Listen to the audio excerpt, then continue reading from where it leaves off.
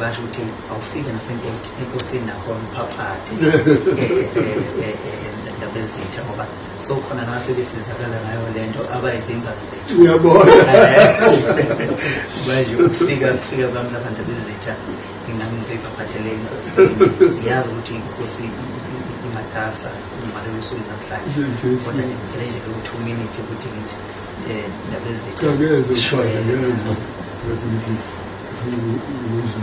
ngiyakuvimbelela ngoba sicabanga ukuthi khona kunye okusenhliziyweni kakhulu nje when you explain this, I understood. So indaba ezitha bese ngiphathisa hayi babeshile sashisiza ukuthi indaba ezitha singahlawula ngasethi mina